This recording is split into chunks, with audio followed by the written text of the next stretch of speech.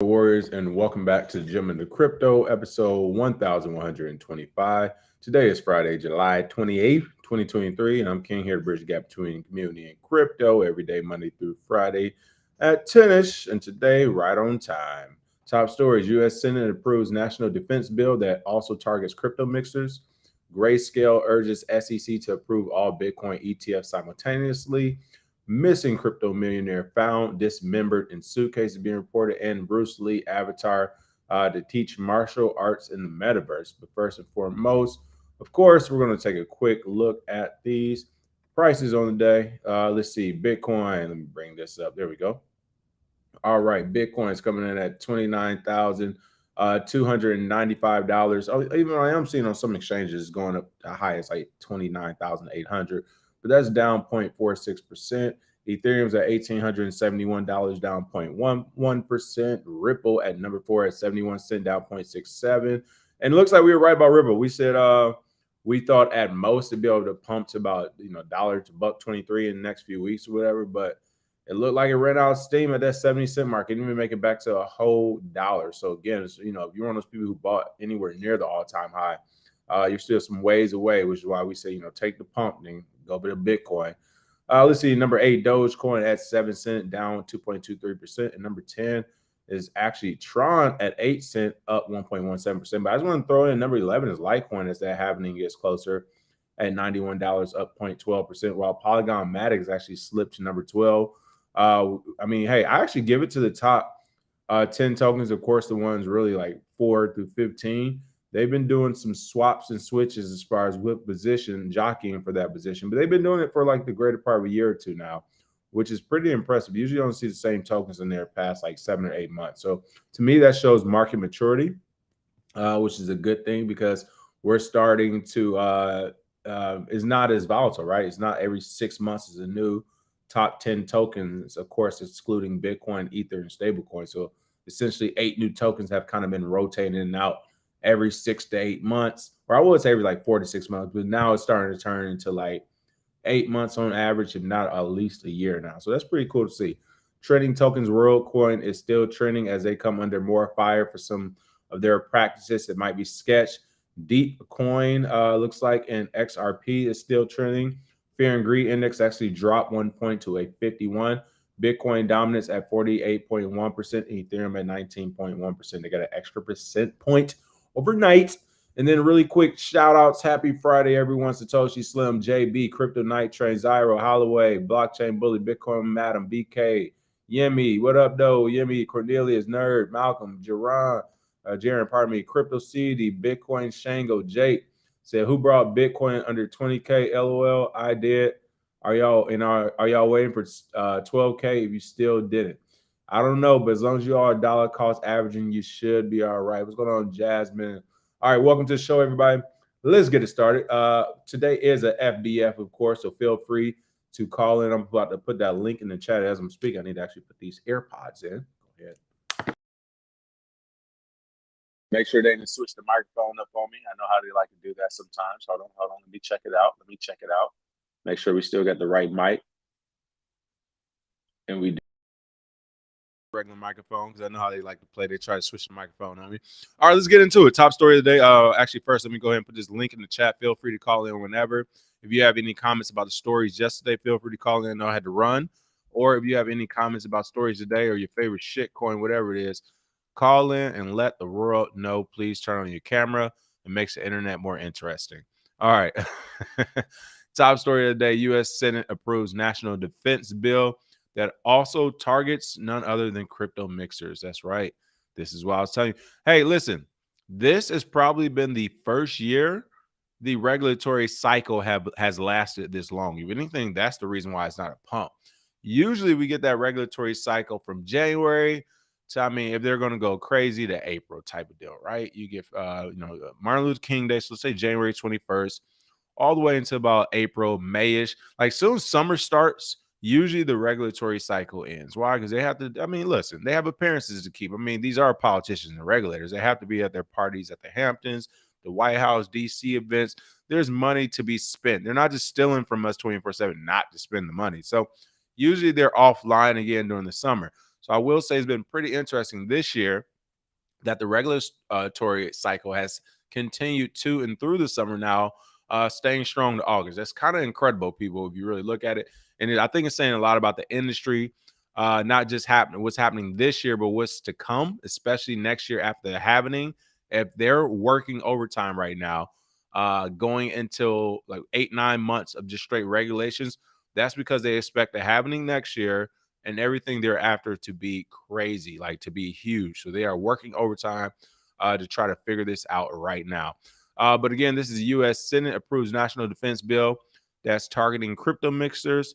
An amendment in the bill tightens oversight on institutions engaging in crypto trading. So, United States Senate passed the 2024 National Defense Authorization Act, worth $886 billion on July 27th. I mean, it's kind of funny.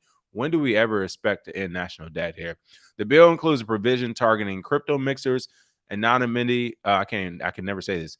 Anonymity. Are I spelling it wrong? Or am I saying it wrong? Anonymous enhancing coins and institutions engaging in crypto trading. The NDAA bill. The NDAA is a bill that helps authorize how the country's Defense Department can utilize federal funding. Within the bill, a crypto-related amendment was advanced by a group of senators. Remember these names: Cynthia Lewis, of course, Pocahontas, Elizabeth Warren, Kirsten Gillibrand, and Roger Marshall.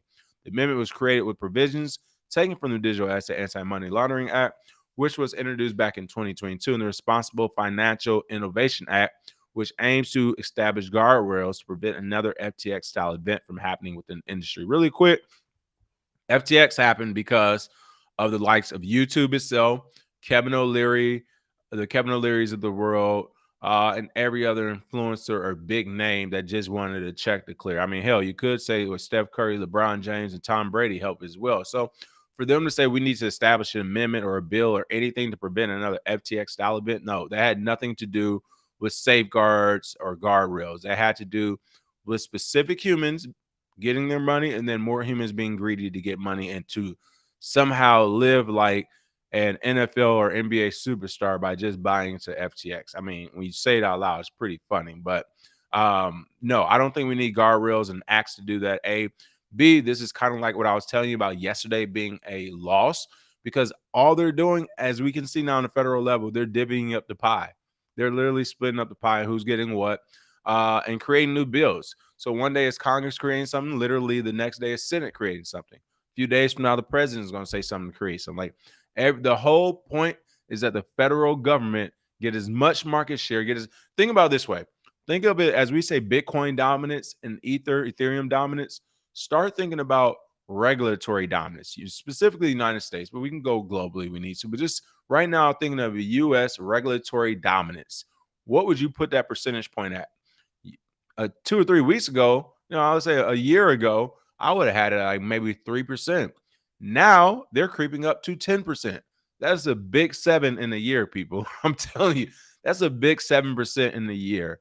I think by the halving, we'll easily be at 22 to 25%. We're kind of where the regulatory bodies want to be. Hopefully they'll have, for their point of view, they'll have FedNow program rolling out a year. They can do their airdrop tokens, as FedNow technically is in the CBDC. But once they do all that, airdrop the token, FedNow is off the ground.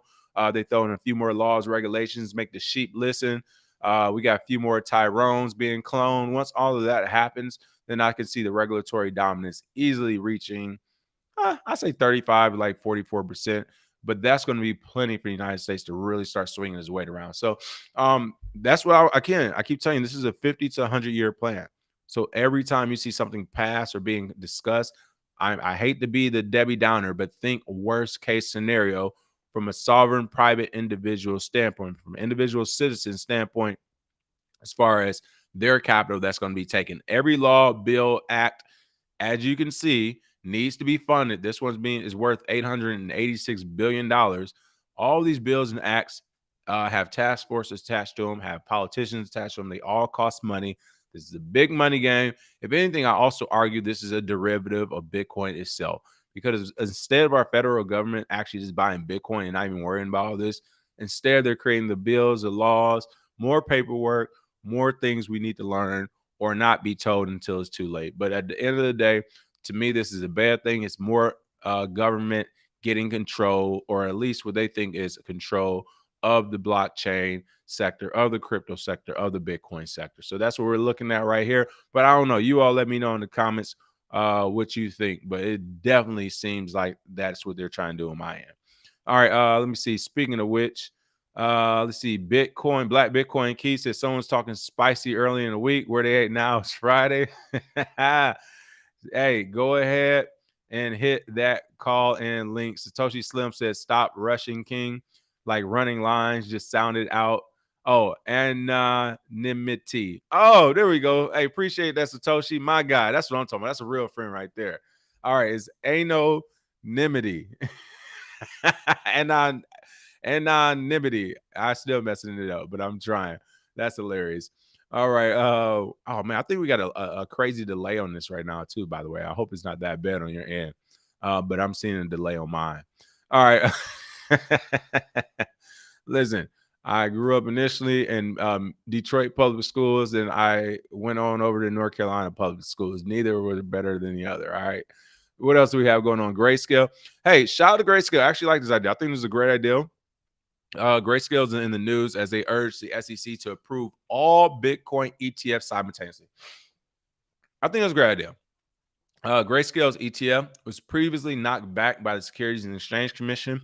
Now the fund manager wants it and competing ETFs approved together, so none have an advantage.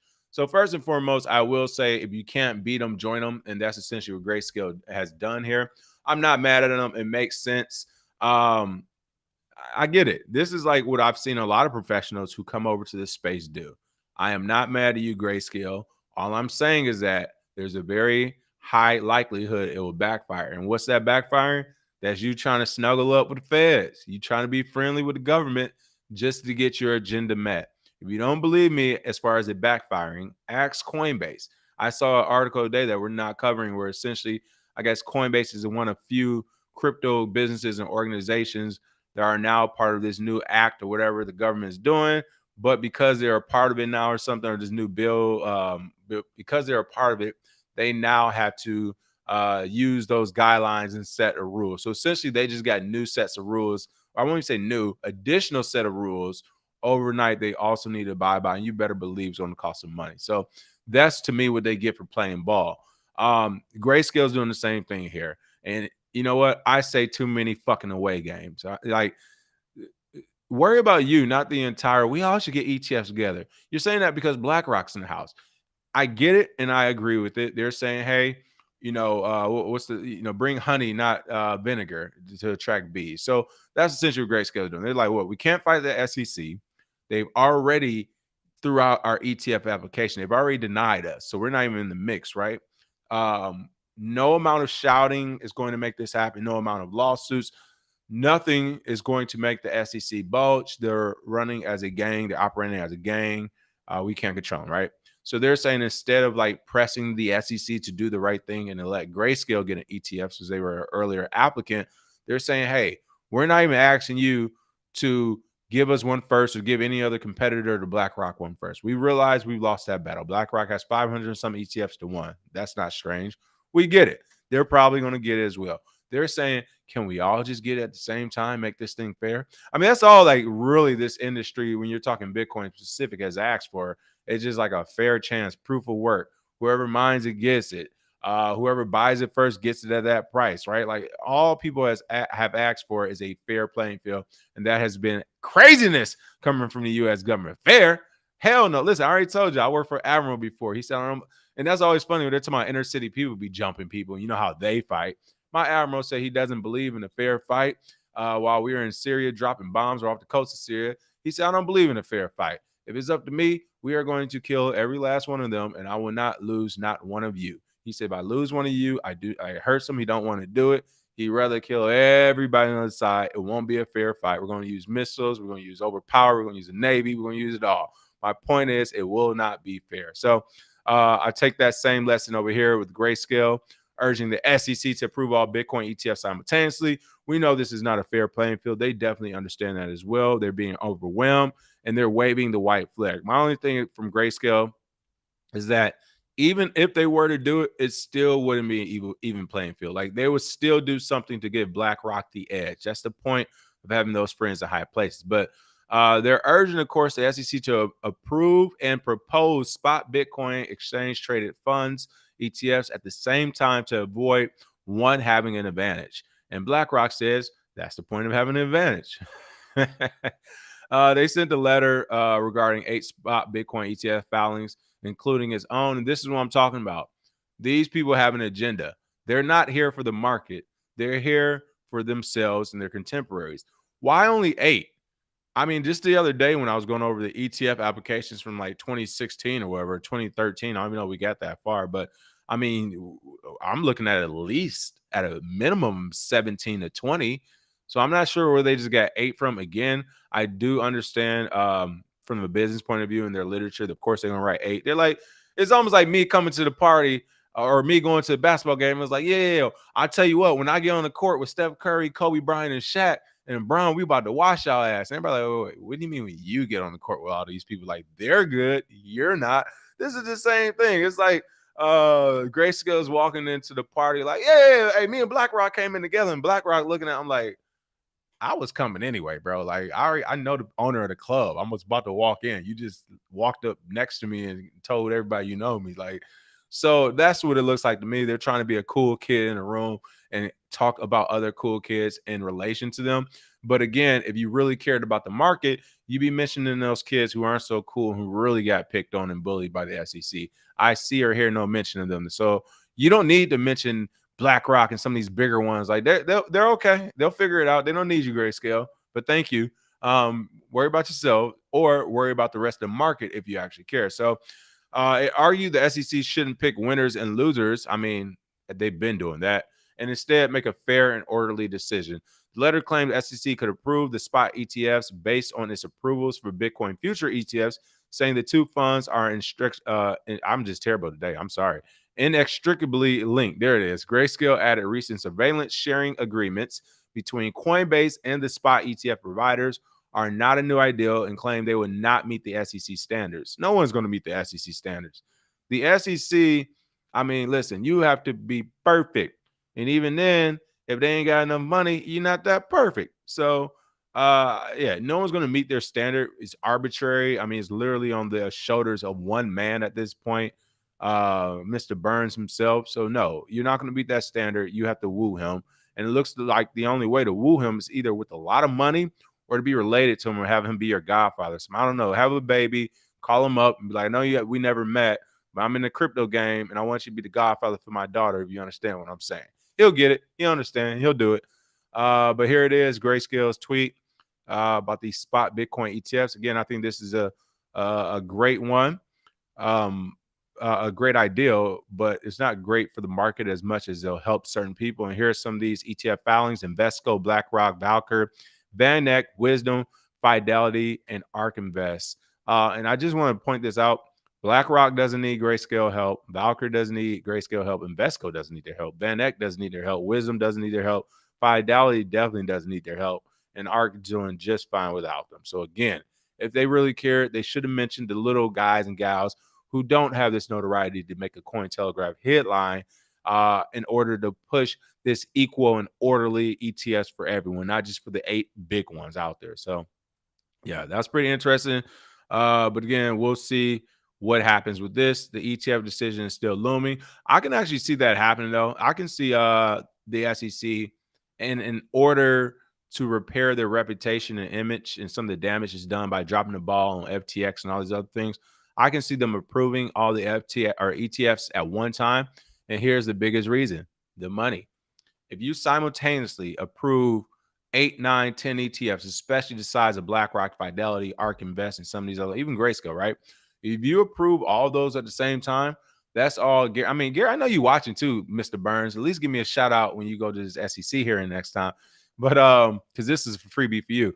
All he has to do is go back to the government, his daddy, mommy, daddy, state, feds, and say, hey, we just approved 8 ETFs among the likes of BlackRock. And like I said, some of these big names I mentioned, Fidelity.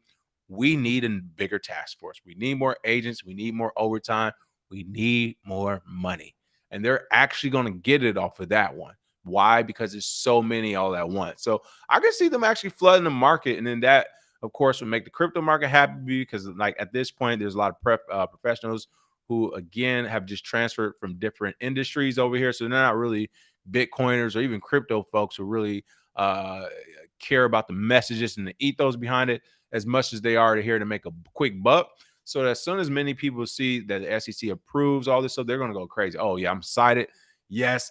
Hell yeah. SEC rocks. Gary Gensler should stay. The crypto industry is back booming. The price is going to shoot up, so on and so forth. But they're not seeing the long play. They're not seeing the long con.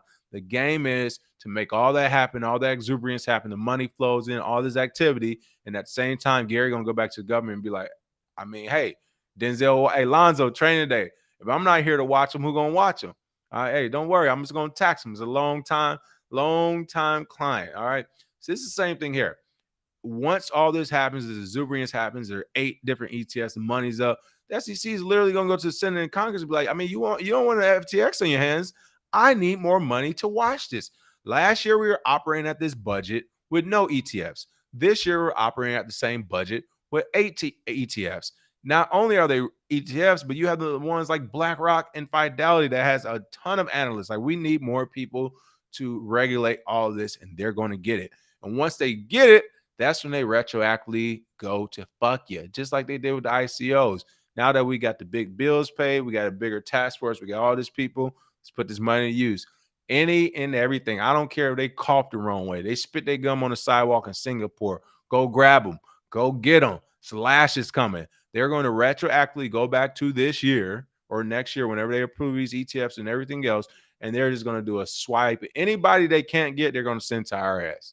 Anybody they can get, they're going to keep for themselves. Like, it's literally going to go down like that. So I can see the ETFs happening all at once. Or if they don't happen and they decide to trickle them in, 1 here, 2 there, 3 there, you can still expect the same outcome, I think, as far as him asking for the more money because of ETFs. You can expect that same outcome just at a later time frame. So instead of you approve them all at one time and 6 months later you ask for money, he approves them all after a year and a half, 2 years. And then in like 2023, 2025, 2026, then they'll be around asking for money because of this. But the money ask is definitely going to come. All right. Let's see what you all think in the comments. Let's see if I can get this working on my end. There we go. I don't know what's going on. Jake, what's going on? Said, if ETF don't pass, signal to buy is so obvious. If the ETFs don't pass, the signal to buy is so obvious. Why do you say that, Jake? Let us know. He said, who applies for an ETF and doesn't try to sell the new product? Price going to go up. Why did you say they don't pass? So I thought if it were to pass. What do you mean? Let's see. Zyro laughing at me. If they ain't got enough money, then you're not that perfect. For real, though. That's how it goes. Jake also said, you don't see how big of a deal this regulation and ETF is.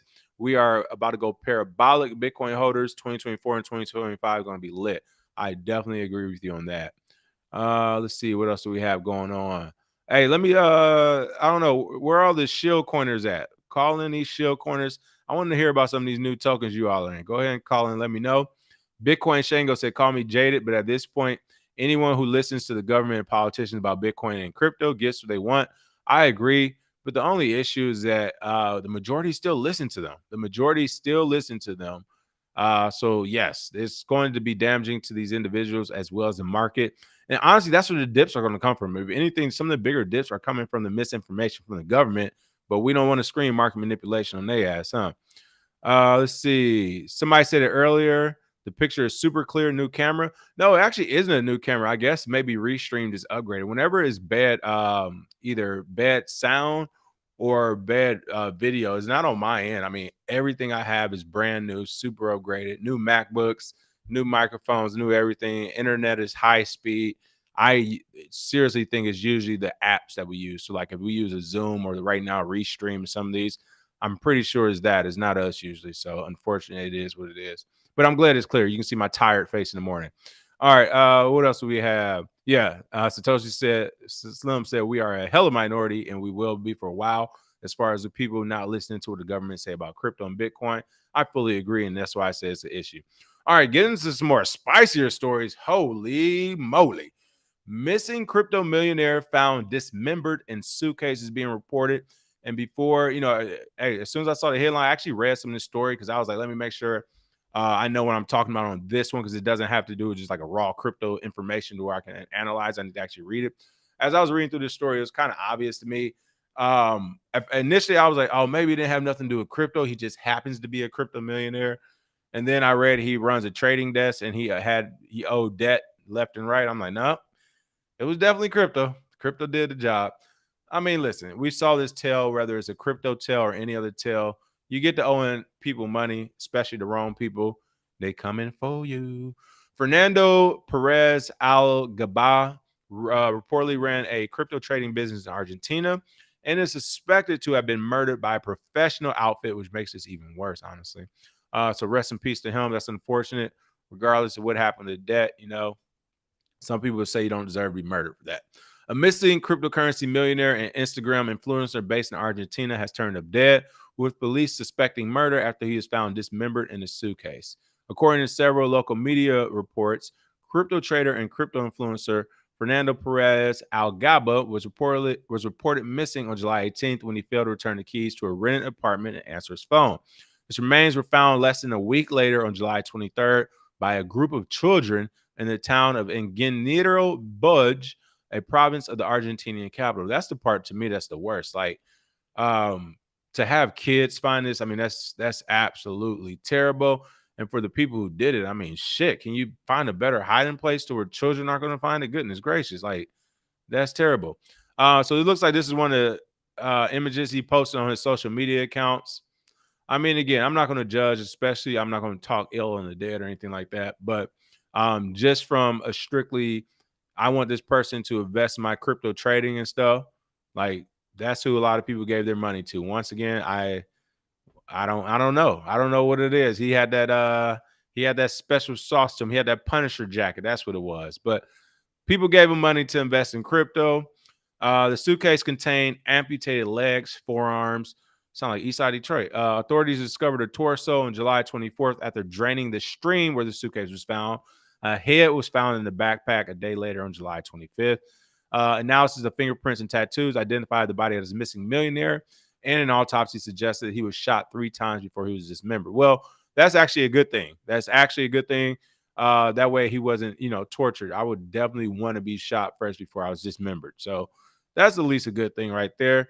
And this looks like the grisly images of where some of these body parts could be found at. Man, that's super terrible. That's unfortunate.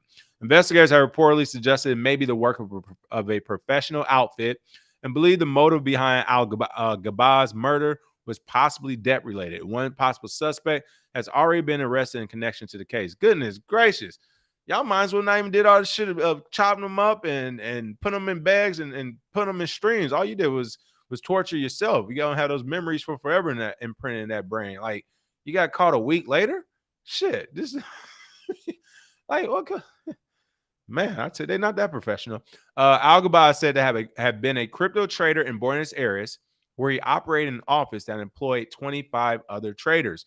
This is to me where I was like, it might be crypto related. Like, you never know. It could be, hey, he a rich guy in crypto, and he had sex with the girlfriend of the mob boss type deal. It could be something as simple as that. It could be his Ferrari hit another guy's Ferrari, or he embarrassed him, showed him up. Like, it could be something as simple as that as well. But like I said, when I'm looking at, well, we'll keep reading. I'm reading about the Instagram, the other traders he had. I'm like, but chances are he also amassed a sizable Instagram following in his time with over 917,000 followers. Most of the content revolves around luxury cars and his beloved dog. Because why would it revolve around crypto if he actually made his money through that?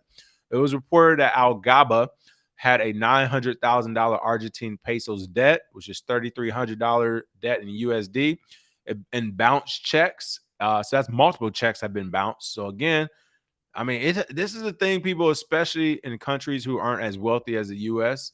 Like in the U.S., in some bad neighborhoods, $200 at a dice game can get you shot easy anyway.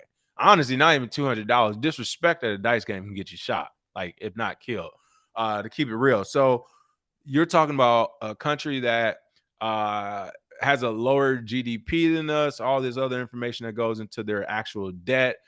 to actual money that average citizen can make there. You're talking about $400 in a bounce check here, $300 in a bounce check here, $200. If you're dealing with the wrong person, you bounce three, or they bounce three of your checks back to back to back.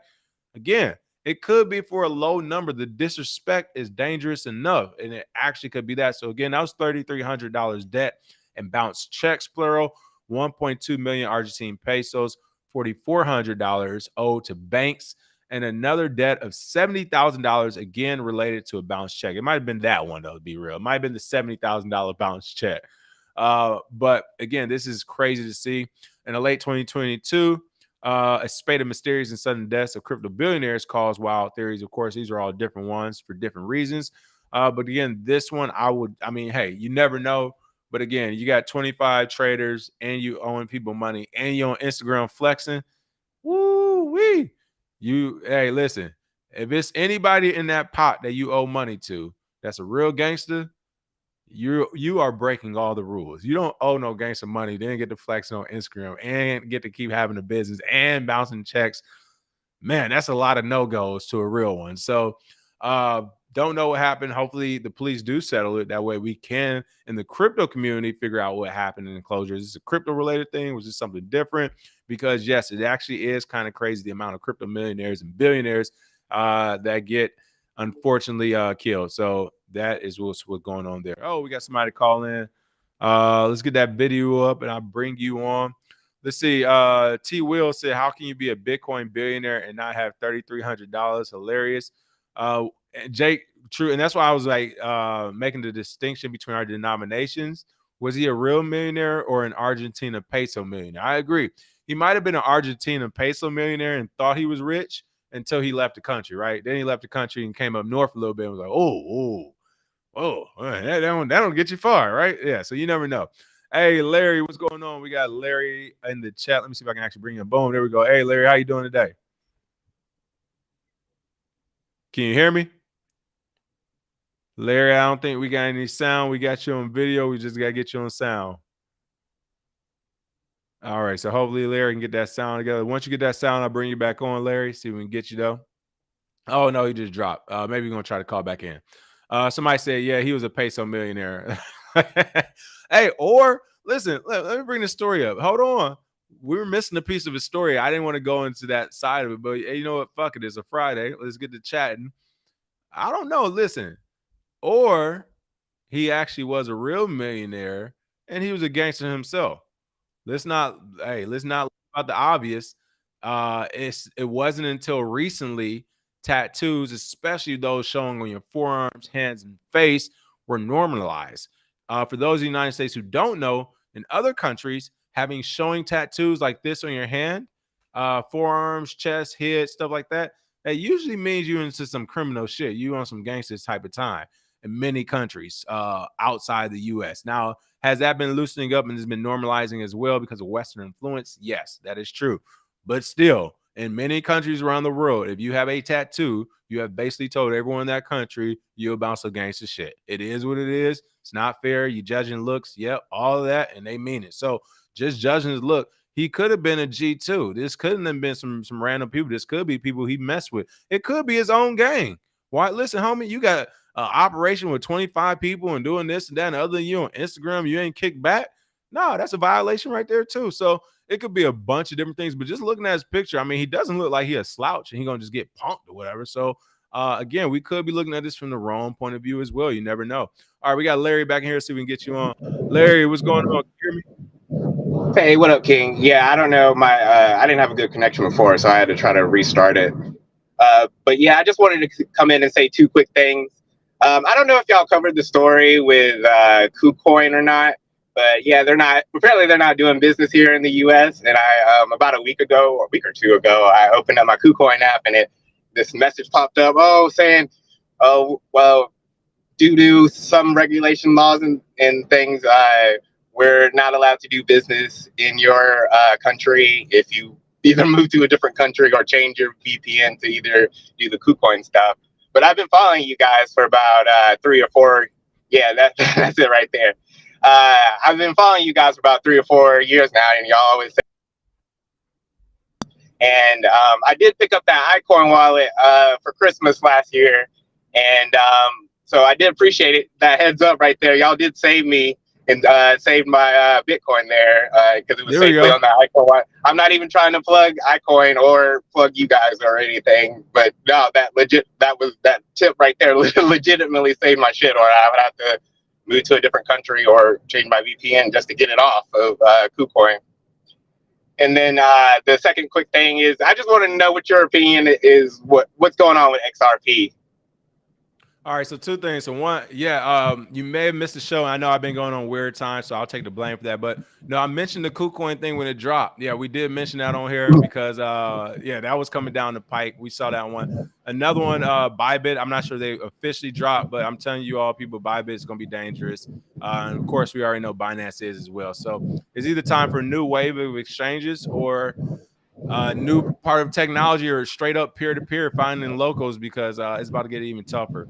Now, as far as XRP, so we went over that a little bit as well. I think it was like around the same time frame of show, but essentially my whole thing with XRP to begin with was that after the SEC case took as long as it took, I was like, all right, well, I don't expect them to win. I didn't expect the SEC to win, because I'm like, they're going to win, they would have won. But instead, it seemed that they were just trying to drag it out, take up XRP resources, steal their technology, and duplicate them, which they managed to do on the back end, it sounds like, with FedNow. So to me, when it comes to XRP as a value perspective, it's already lost its value in the United States because of that. And we can pretty much say any allied country of the United States of any size, let's say the big U, for example, or the UK, wherever. So Great Britain is a good example. Anybody who's an ally to the US are going to go FedNow with it, right? It's going to be like the BRIC system. Then you have Russia and all these people creating their own stuff.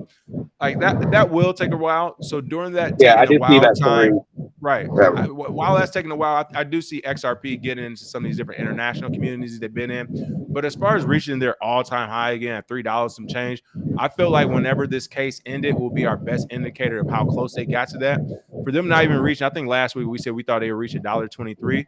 For them not even get up to $1 off of this pump from the SEC thing, like maybe they'll reach their all-time high, but at this point, I say once they do, Bitcoin's going to be at least $75,000, $80,000, $90,000. So then you have to kind of ask yourself, do I want to times 3 it, times 4 it, 7, 14, 21, 28, 35? Oh, times 5 it with XRP right now going from 70 cents to maybe $3.50. Hold it there. That's a big risk. Or do I want to ride the Bitcoin train and maybe some other interesting cryptos that are out there? Especially from my point of view, XRP. The moment it was created, to me, it was about to start dying, and again because of the competition from the government. So those are my thoughts on Ripple right there. Okay, cool. Like I thought it was supposed to be like the banker's coin, like or whatever. Like that was supposed to be the primary coin that the big institutions were supposed to be using or something. So what happened? Or maybe I'm just mistaken. What happened to that? No, that was essentially, from my point of view, what happened is that Brad Garlinghouse became the 5th richest man on the planet. When that shit happened, bankers, government. Who is the Brad Garlinghouse? What? And what is he doing? And wait, for banks, we can do this shit ourselves. Like literally, that's what happened. They saw it. That's what happened when I saw Rip. When I saw XRP, I used to trade. I was excited about it. I did his research on it, but then I'm like, well, this is for banks and governments, which is what they explicitly were stating at the time. I'm like, why wouldn't the bank and government just do it? Like, essentially, they're going to replace the Federal Reserve, not without the Federal Reserve having a say in it. And you better believe the Federal Reserve has the FBI and CIA up under their thumb, as well as the SEC, clearly. So it was just one of those things, like, I already saw it. I'm like, they're not going to be able to complete their vision because it's going to be stolen from the powers that be. So that's kind of what seems to have happened to me. Okay, yeah, and I agree with that. FedNow, I feel like we're getting closer and closer. I'm sure y'all heard of that show Black Mirror. One of my favorite episodes is from I think it's from the first season. It was with that redheaded girl, and it's like that social credit score system. Yep. Episode where she's trying to she has to go and give a bridal speech, and she needs the extra points so she can just get a discount on an apartment that she's trying to rent. And I feel like we're just getting closer and closer to that that time where China and Korea and South Korea is already there pretty much. Yeah, I mean, we got WorldCoin trying to scan irises of poor farmers in third world countries. It's coming. It is coming. Listen, I mean, the writing's on the wall. We were talking about it, the fact that, again, mentioned this yesterday. I know I was on the way out the door when I said it, but Netflix is hiring 300K to 900K for AI jobs. This thing is happening. Like, I don't know why people think technology, when it comes out, like all they have to do is talk bad about technology and disappear. Like, no, this thing does this. It's scary. Bad guys, criminals, crooks, porn. It's like no one cares. It was inanimate. Is that the word? It's not a real being. It doesn't matter. It was just it's tech. So I think any new tech is going to like get smooth all over. AI is kind of showing us that, and I think we'll see it here in this space as well. But hey, Larry, appreciate the call in, man. Get to where you're going. Say. I appreciate it. I'm pulled over. I'm not driving. I'm just messing with you. I It'd be just more wanted out fun if there you really were. quick. No, I'm just kidding. I'm kidding. Hey, have a good one, All man. right, Happy appreciate Friday. it. All right. See, Ola Maid. So just responding to who said. So Ola Maid said Fed now uses XRP. My question to you then is how long? Again, a lot of like I'm not making a spot on analysis of this is what it's going to be right now, here and forever. I think people keep getting caught in that. That's why I keep like stop getting caught in these government bills and regulators trying to protect you. Everything is made for the thought of, all right, we're going to do this now. And then we're going to go for, I've done it. I've done it at this level before. So I'm not just saying this. It's like you throw you throw out the tester. It's a tester. It's a tester bottle. I've been watching a lot of wire clips. So excuse me if I'm giving y'all a lot of wire references lately. We throwing out testers. We got that blue bird, or is it that new X? It's that new X. We throwing out tester bottles. And yes, tester bottles could be right? It could be from the last pack. And that's all this is. The Fed now is using a tester bottle. They're using the last pack, which is XRP. I am telling you, Fed now will get their own coins and tokens or just buy out XRP direct. But I don't know why they would do it unless they can't figure out how to develop their own. But bottom line is they won't be using it forever, even if they're using it now. So that was my point with XRP to begin with. Before Fed now, XRP was using Ripple was using XRP, right? Now Fed now is doing it. I get what you're saying. I'm saying look further than right now and 2 years from now. I strongly do not believe the federal government will be using XRP. I just don't see it happening. But hey, if you know somebody don't, let me know. Said Fed now is not a blockchain, so do your own homework. Let's see. King has SBF Dems get away with it. Thoughts? Oh, has Sam Beckman-Freeman and Democrats and Republicans, have they gotten away with it? I would say for the most part, yeah. I mean, it looks like it's just going to be fines. Worst case scenario, another year or 2, 3 years, maybe. He gets a year prison time somewhere that's like decent or something like. But I think he might have got away with it, folks. Like, think about other court cases and trials and things of notoriety where people really drop the ball, like how quick things move. Like, this thing is getting pushed further and further back. I mean, you don't even hear it on the traditional side of the house. So, yes, I do think they've gotten away with it. Let's see. Oh, man. Damn, Olamide. Call in Olamide. He out here calling people fake fever. Call in Olamide. Do we got is this a Ripple? We got a Ripple Army pro folk in here. We got a Ripple group. We call in. XRP is trash, y'all. Bag holders. I saw my XRP in 2017. Never looked back. 22 cents to $3.25. Oh, that's what it was. Appreciate it, Jake. Got y'all. I agree with Jake on this one. Again, the never look back part, not so much, because once it dipped with the SEC thing, there was, like I said, it was a good buy-in. It's just as far as how long you have to wait.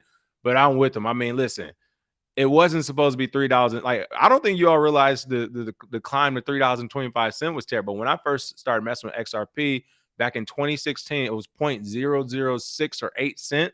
Let's just say 8 cent. I remember that specifically because I remember doing a leverage trade on was it BitMEX? I did a leverage trade on BitMEX. I used to leverage trade Ripple there at I remember at specifically like 0.008 cent because I got a lot back at one point doing something with that one. So I remember that. But yeah, it was at 0.008 cent in 2016. So in 2017, for it to be at $3.25 and on CNBC at the same time, it's $3.25. Them saying to buy it, I was like, woo, we have officially reached this peak. I think it's peaked out at that time. So again, in order for them to climb back to that 325, we need to see big, because you got to remember, Bitcoin for its first time ever was at 19,000 and some change, or so probably at that time 10, 12,000 when they hit that. But So yeah, I'm under the assumption we need to see Bitcoin go at least ×3 from right now in order to get that back on Ripple. So we'll see. We'll see. But hey, feel free to call in right now and you let us know what the Fed now and Ripple team is doing together and all this other stuff. Call in. Oh, Reggie, what's going on? Big Reggie in the house. Reggie, the chat is at the call in is at the top of the chat. Call in is at the top of the chat, Reggie. It is posted there already, but I will send it to you as well right now.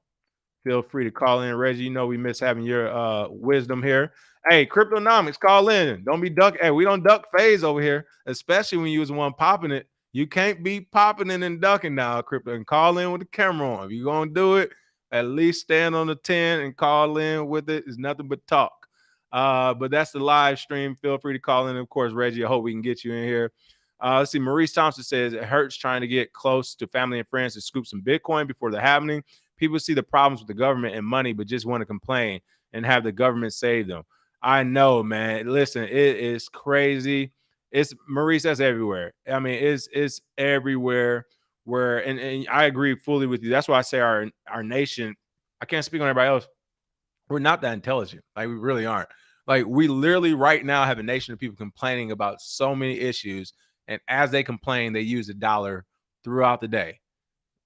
And this information is not out here. It's not like 2016, once again, where there were no YouTubes like that. There weren't any podcasts like that on crypto. There weren't that much like the literature on crypto in early 2016, or actually throughout most of 2016, with the exception of Chris Dunn. Shout out to him in his early Bitcoin videos. But even then, you had to have some technical understanding. But yeah, there wasn't any information or resources to find your answer. So the fact that we have information and resources and people are like, hey, Bitcoin, which I compare to a calculator, we got to like y'all mad at the government for having to count y'all money by hand, and people over here screaming we got a calculator and you're not using it. It is what it is. I feel like that's what's happening right now.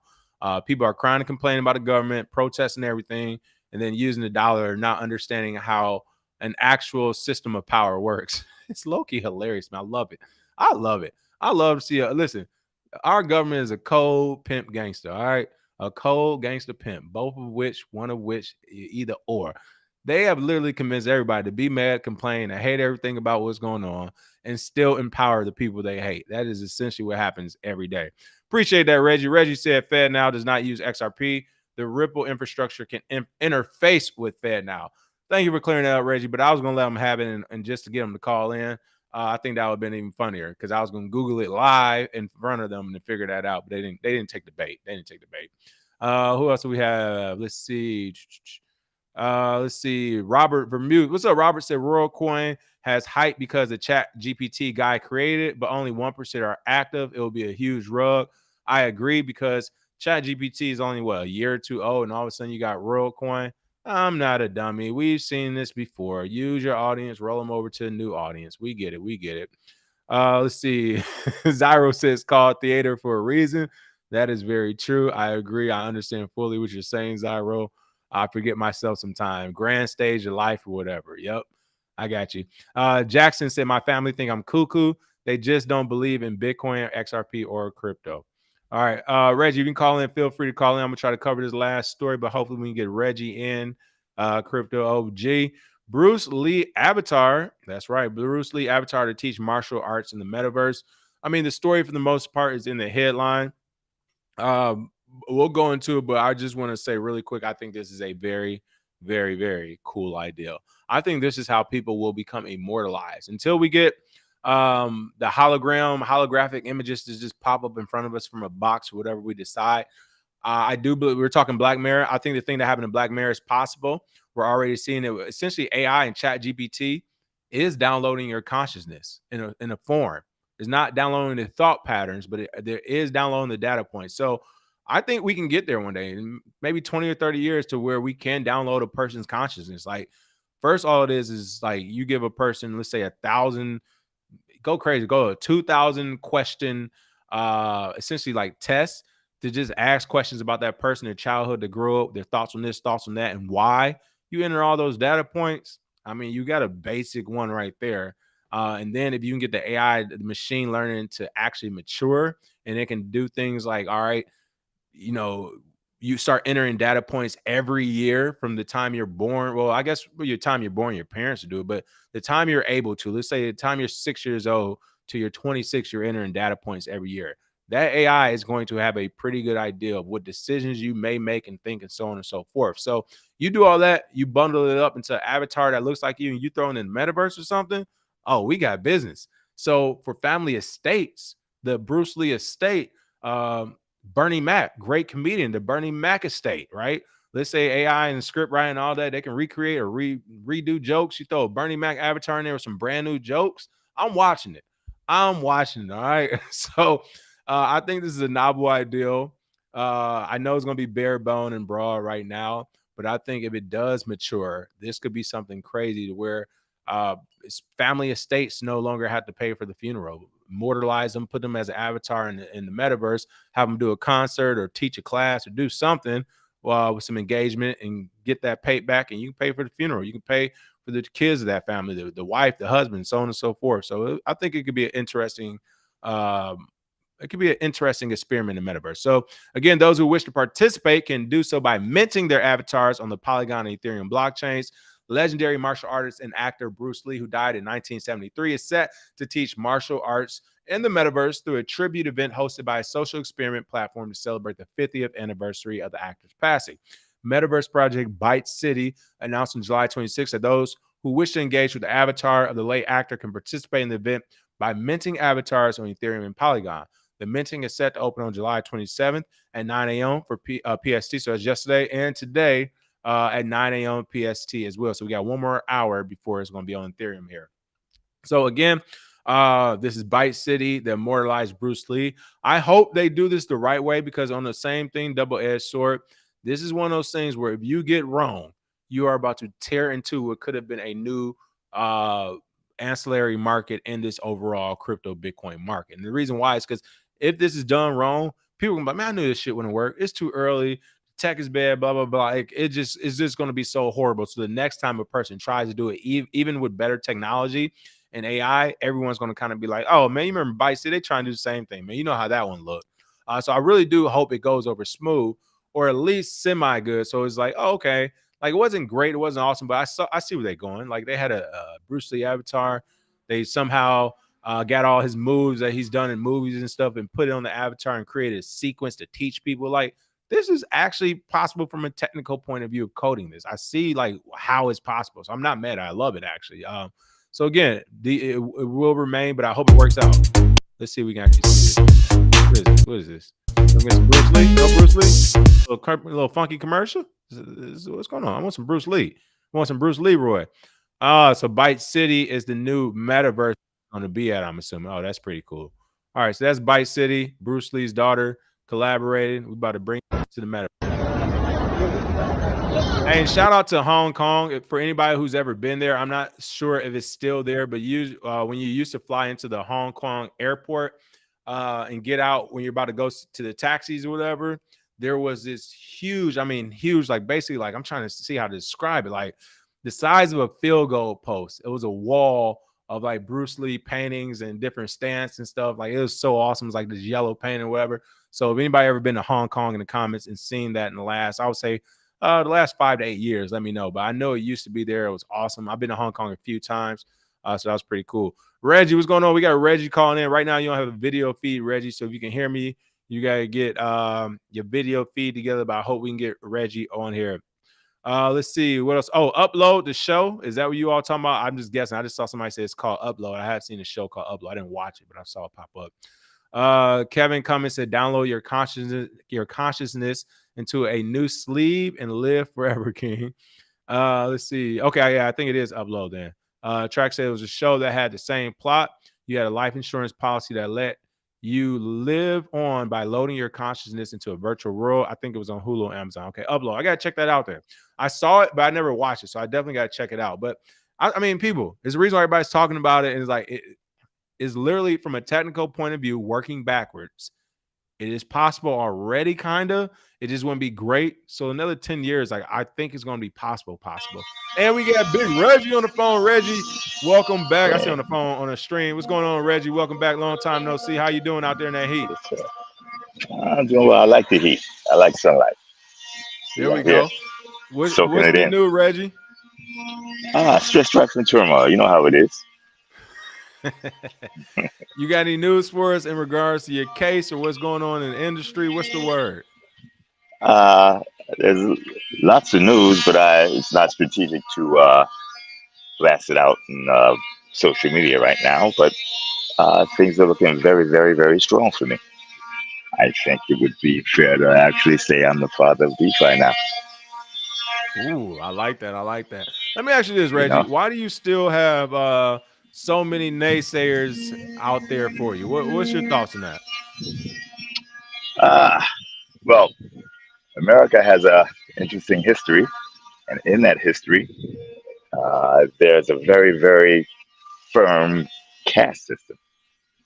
And when that caste looks to be broken, there's certain members of the country who simply cannot compute, cannot calculate. And some of those barriers are about to be collapsed, crushed, and obliterated. And it's very, very difficult for them to look at it from that perspective. Okay. And I'm not even talking about something as simple as race. This goes way beyond that. So I'll be able to talk with more specificity in a few months, but I don't want to ruin what's in the works right now. But All right, I'm excited. you know the you know if you look at the people who are the at the top of the media cycle, positive media cycle in crypto and fintech and finance and technology, you don't see a lot of Reggies, do you? You do not But see I a think lot of that's going to Reggies. change. I think that's going to change. You may not see a lot of Reggie, but you're going to see one Reggie. There Okay, we and go. hopefully, Reggie will set the bar where a bunch of people analogous to Reggie will say, well, if he can do it, I can do it. And then we're going to have true capitalism in the US because we don't have true capitalism now. What we have now is capitalism until the oligarchical few get in trouble, and then we switch to socialism. And then once that trouble is paid for by the taxpayer, we revert right back to capitalism. So you remember what they said back in the Great Recession: privatize profits and socialize losses. Well, we're going to get to it where we privatize profits and losses, which means it's survival of the fittest. Charles Darwin. Everybody gets busy. The winners win, the losers lose, and it doesn't really matter as much about what your daddy and granddaddy did. Yeah, I Yeah. definitely hope that's going to happen ASAP because that's what I need in my life. Here's a random question, but I mean, it has validity. What do you think about them confirming aliens? I feel like it's a big distraction for something big, says Kareem. You have any thoughts on that? I have so many things to worry my feeble little mind with.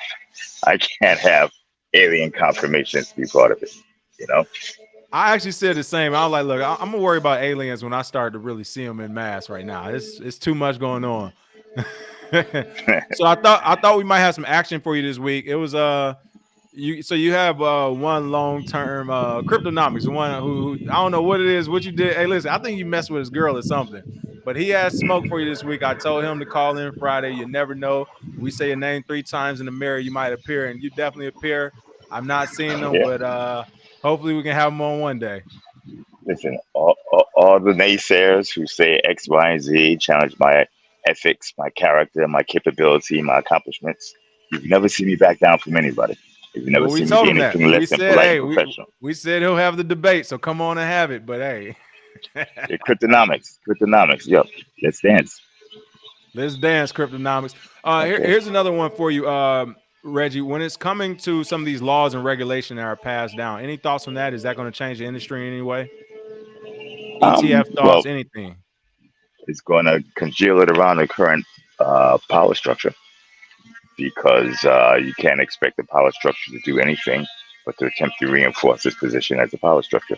That's their job. Okay, so I expect all laws coming down the pipe to reinforce the position of those who are already there. Now, if you're not already there, it's your job to get there. That's the power struggle. Okay, it's not about right or wrong, it's the way it is. So Oh, we just lost you. You just went mute, Reggie. You just went There we mute. go. You can hear me now? Yeah, I can hear Yeah, you. laws that give clarity will probably give clarity, but that clarity will most likely go to benefit those who have the capital, the infrastructure, and access to the legislature and the court system. I agree. That's And what it's I'm been, seeing now. I'm like they're insulating themselves right now. That's all that's happening. it's been that way since the beginning. So expect that to change is like expecting the sky to turn a color besides blue. You All know, right, you can, last one from you, Reggie, because I know you out there and you're busy. Fed now. Any thoughts on that? yeah. You have a lot of people who comment on Fed now and opine, but nobody's ever bothered to look into it and see what it is. So, people who say Fed now is not a blockchain, so dash your hopes. No, it's not a blockchain, but Fed now is nobody's. Can't think of anybody who actually looked into what the Fed now tech stack was. So if you haven't looked into what the tech stack is, you don't know what it is or what it's not. So how do they know it's not a blockchain if they didn't look? What Right. they do is they do a Google search, and then they take the first, second, or third article they see. That article is written by somebody who probably didn't write Fed Now tech stack, and they just regurgitate what they read. Fed Now is based on a distributed ledger system technology. So it is DLT based. It uses clients. It uses an asymmetric key pair, private and public key pair, right, to ascertain identity. It uses DLT, and it has a consensus algorithm. What does that sound like? Sound like a And blockchain. I heard one. yeah, I mean, it's not a blockchain, but it is a DOT. Yeah, Okay, so DOT is specific. That's right, true. and if I'm right, I believe Fed now infringes on existing patents, and Woo, I'm pretty now we're confident getting of it. spicy. All right, Reggie, that's what I needed to hear. Yeah, I'm not going to Woo-wee. comment on whose patent, so that's not Right. what I'm saying. But I do believe it infringes on existing patents. I thought so as well. Like I said from the jump, when it came to Ripple, I thought the whole Ripple play was just to slow them down or stop them. If slowing them down was the option, that was a win, and stealing the technology. So, Jake Fever saying it now as well. He's thinking the same. But my thing is whether they're infringing on technology or not, and us even knowing because Fed now came out and said they're not CBDC. When I looked into it, I was like, you know what? They're actually right. They're not a CBDC yet. They're going to do an air job, I guess, or something, right? Like, fine, you'll get your CBDCs eventually. Go ahead. With Fed now, you don't need a CBDC. Fed now does everything a CBDC does except for the financial sovereignty.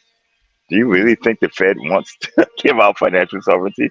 So, from the Fed's perspective, they've solved the CBDC problem, right? They have near instantaneous transfers, near instantaneous settlement, very, very high throughput through their DOT that they're using, um, and 24-hour markets.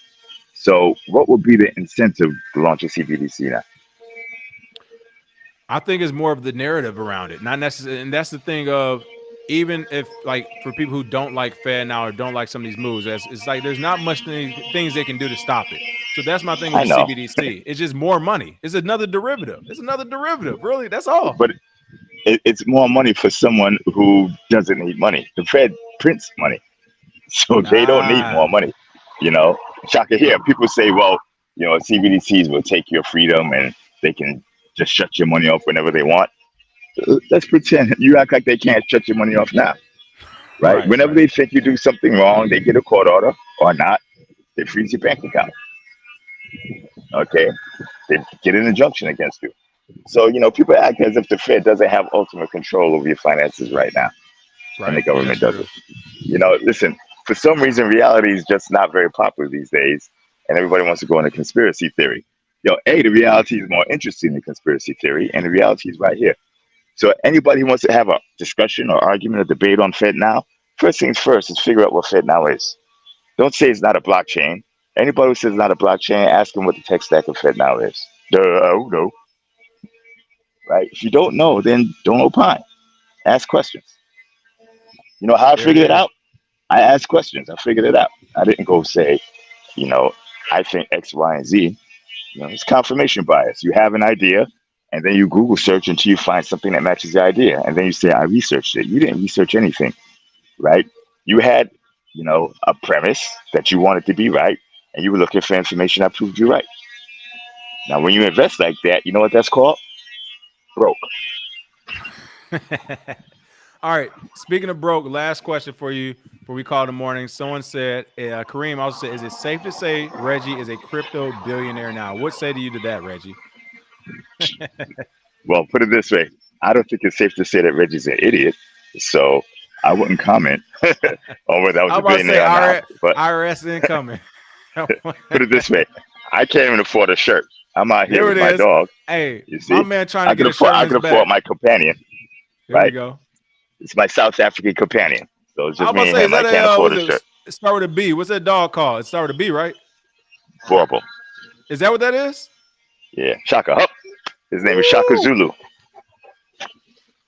Oh, yeah. Reggie got a real dog, too. All right. Listen. 155 Reggie, pounds of love.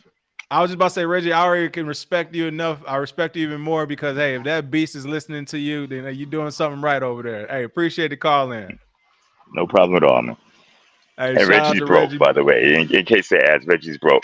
You want somebody with money, go to Richard Hart. He appears to be smart and wealthy and trustworthy. So, those are the rich guys. I'm broke. Hey, you just called a broke brother from Brooklyn. You called it right there.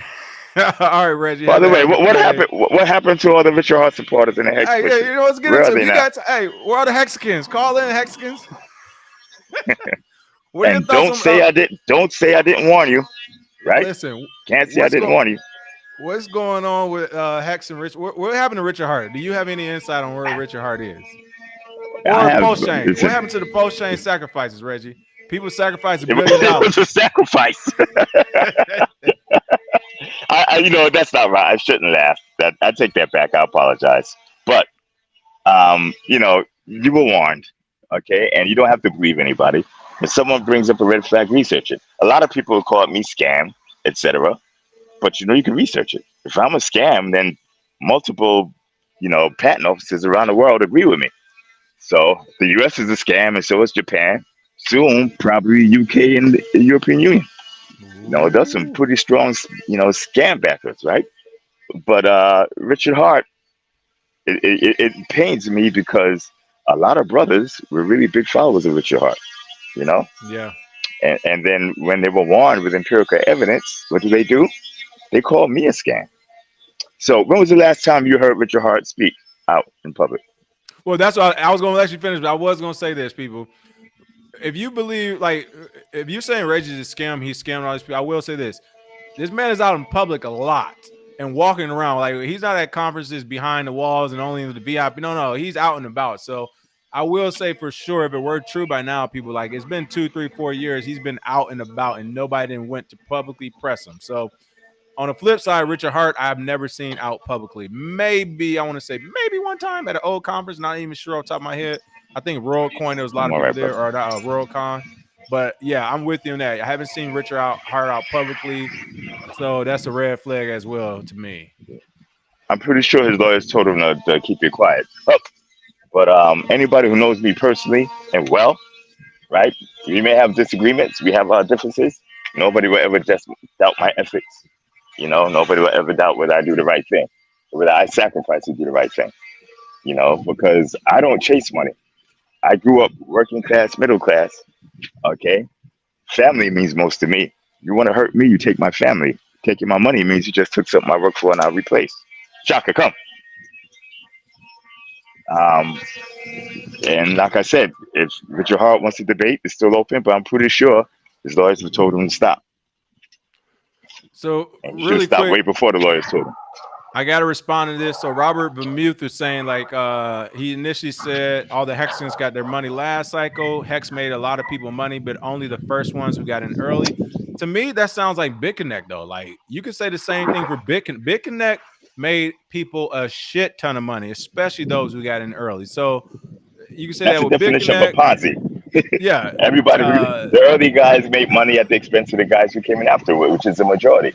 That is the definition of a Ponzi. And that's, to be clear, that's what I don't like in this space as far as, for one, it shouldn't be about the money that was made as much as the strength of the project. So, and I do know when they're talking I can't even think of the name right now, but basically the CD side, of Hex. They're saying that's still the T-shares. They're saying that it's all about the T-shares and that's live and working.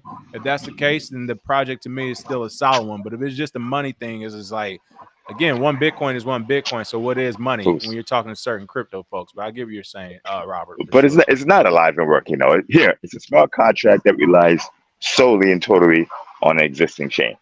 Okay, it does absolutely nothing. It creates no value. It takes an arbitrary token that was worth arbitrarily nothing, and it divides it to more arbitrary tokens that are worth arbitrarily nothing. How is that working? And I do not want to ridicule or shame or look down at anybody, because not everybody is a lawyer or an analyst or a mathematician. I took classes for it. You're right. If I never took the classes, right. I would not have known this as well. So I get what you're saying. I was turned on to Hex by someone who's actually very, very wealthy. So it's not about oh, you're not smart. It's about look at things critically. Okay, and just because someone says you're a scam doesn't mean you're a scam. But just because someone walks around with Birkin bags and Rolls Royce SUVs, that doesn't mean that they're legit. That means they spend a lot of money on something, or they make it look like they spend a lot of money. And whose money do you think was spent? Do you understand what I mean?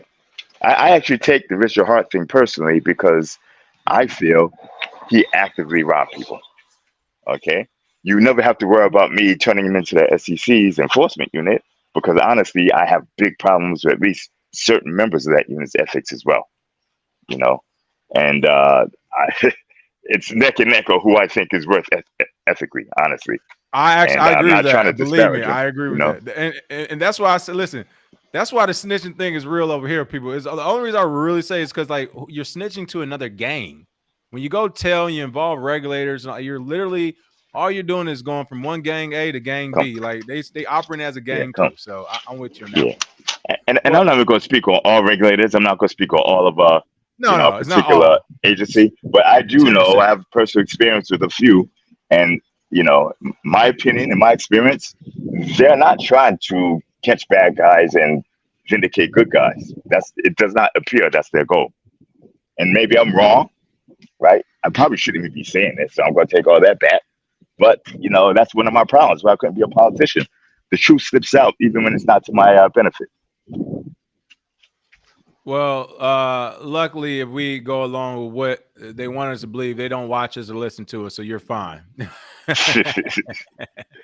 All right. Hey, and last but not least, I guess S1 Dubs. I believe it is, but is Very Tastium active in any way right now? It depends what you mean by active. But it was shut down by result of litigation. The technology, I think, will be coming back soon, the implementation. And the IP is very, very, very much alive. I am still of the mindset that it's the strongest, most powerful foundation of technology, probably all of fintech, definitely in the blockchain space. That's my opinion. But there are others, Coinbase has a few patents. According to Forbes, Enchain and Craig Wright's crew have 400 issued patents and 3,000 applications. That's something to look into. But again, people dislike him because of a variety of reasons. He may not be the most affable, but if he really does have 400 issued patents in the space of 3,000 applications, is that a joke? Is that funny? Right. Yeah, that's not. Yeah. I haven't counted them. It was 60 the last time I looked. I haven't counted them. And just because you have a lot of patents doesn't mean they're of value. But the guy's not an idiot, and he's backed by real capital. So that part's true. Instead of laughing at him, you should be reading through patent applications, in my opinion. But hey, that's not crypto though, because facts be damned. It's a popularity contest. Hey, I'll tell you what, people, if you want to see a conspiracy theory, look at what happened with Very Tastium and Reggie in those 48 hours, 72 hours. We covered it here. I mean, it went from SEC lawsuit to Paxos is launching the same project Reggie just had and got shut down 24 hours prior. The timing was impeccable. I will say that, especially coming out of New York once again. So you all do your own research, make your own decisions. But from what we saw and what we covered, you can go back to those shows. I mean, that happened years ago, but just go back to some of those 2017 episodes and you'll see the shows and look at the show from the day of we reported and the next day. and I'm telling you, it was something was smelling fishy for sure. I tell everybody, listen, forget the news articles and CoinDesk. CoinDesk has never ran a positive article on me, right? They ignore everything I do until something seems negative. Yes, I'm calling CoinDesk out, but take a look at take a look at the complaint that was filed, take a look at the answer to the complaint, and you're like, whoa, wow, how come this wasn't reported? Wasn't sensational enough. No. Hey, Actually, with very that being sensational. said, It's just supporting the wrong party. Super sensational. we're gonna go ahead and let you go. Shout out to Reggie. They said Reggie's the only man in crypto that walks around with no shirt and no security. And then somebody said, except for that mastiff. I would have to agree on that one. Yeah, he's a happy family pet, but I wouldn't roll the dice in dealing with him in an untoward manner. I would not even think about rolling the dice and dealing with that dog at all. Okay, I'm like those one of the dogs was like, do I even want one? I kind of do, but man, I can never have a weak moment around. I like to relax too sometimes. He's not for everybody. I mean, he's a beautiful dog, very cool temperament, but definitely the vast majority, 99.5, if not more, of experienced dog owners shouldn't have him. Definitely shouldn't have him in an urban environment, But well, hey, Reggie, as always, man, much appreciate you calling in. We definitely value your time and respect your opinion, so we appreciate that. And have a happy weekend, happy Friday, all that great stuff, man. Well, thank you very much. You do the same. All right, Mr. Middleton. Hey, listen, man. Hey, y'all address Reggie as Mr. Middleton when you see him out first until he says different. He deserves it. Shout out to Reggie. Always great hearing from you, man. Thanks again. Mr. Middleton's my father. I can take Reggie. All right, then, Reggie. Take care. Okay, man. All right. Hey, shout out to Reggie Middleton, folks. We're going to end the show on that one. What a great call in right there. I mean, again, father of DeFi, folks. We have the ability to hear his thoughts and talk to him. Definitely don't take it for granted. I wouldn't take it for granted if I were you all either. Love him or hate him. He's been through the news cycle. He's been through half this stuff, if not more than half. I'm going to say 90% of the stuff we talk about, SEC, CFTC, like he has hands-on experience with all of this, Wall Street, Southern District, New York, creating ICOs, projects. Like he's done it. He has done it. He's checked the box, and every year crypto grows older, the more experience he has. So shout out to Reggie Middleton again. That's the show for today. Make sure you smash that like and share. I'll have this up on the podcast here in the next few hours, so check out. Make sure you look out for that. Other than that, we will see you all next week with some more crypto.